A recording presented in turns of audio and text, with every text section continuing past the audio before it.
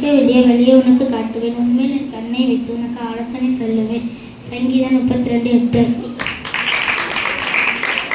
நம்பிக்கையிலே சந்தோஷமாயிருங்கள், உபத்திரவத்திலே பொறுமையாயிருங்கள், ஜெபத்திலே உறுதியை தெரிந்திருங்கள். ரோமர் 12:12.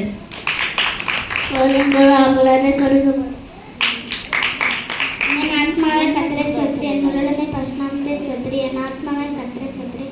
அவர் செய்த சகல உபரங்களை மறவாதே.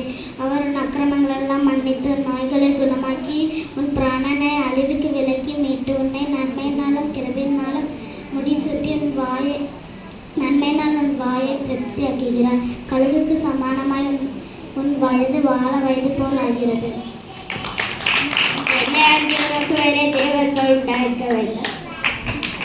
உங்கள் தகப்பனே என்னை வஞ்சித்து என் சம்பளத்தை 10 முறை மாற்றினார். ஆனால் அவர் எனக்கு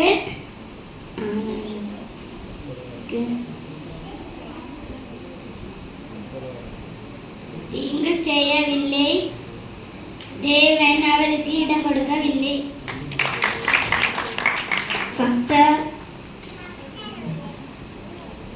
கர்த்தர் உங்களுக்கு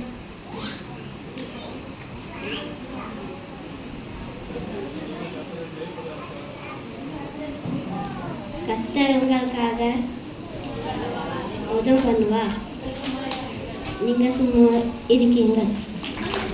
முதலாவது தேவனுடைய ராஜ்யத்தையும் அவருடைய நீதியையும் தேடுங்கள், அப்பொழுது இவைகள் எல்லாம் உங்களுக்கு கூட கொடுக்கப்படும். மத்தேயு 6:33. கர்த்தருடைய வேகத்தில் படி நடக்கிற உத்தமமா கதாபாக்கியதாங்கள். துதிங்கள், அவர் நல்லவர், அவர் கிருபை என்றும் உள்ளது. தேவாதி தேவனை துதிங்கள், அவர் கிருபை என்றும் உள்ளது. கர்த்தாதி கர்த்தரை துதிங்கள், அவர் கிருபை என்றும் உள்ளது. ரோமர் 12:12. நம்பிக்கையிலே சந்தோஷமாயிருங்கள், உபத்திரவத்திலே பொறுமையாயிருங்கள், ஜெபத்திலே உறுதியாய் தரித்திருங்கள். நம்பிக்கையிலே சந்தோஷமாயிருங்கள், உபத்திரவத்திலே பொறுமையாயிருங்கள், ஜெபத்திலே உறுதியாய் தரித்திருங்கள். ரோமர் 12:12. நம்முடைய உருவம் இன்னதென்று அவர் அறிந்திருக்கிறார். நம்மை மண்ணென்று நினைவு கூறுகிறார்.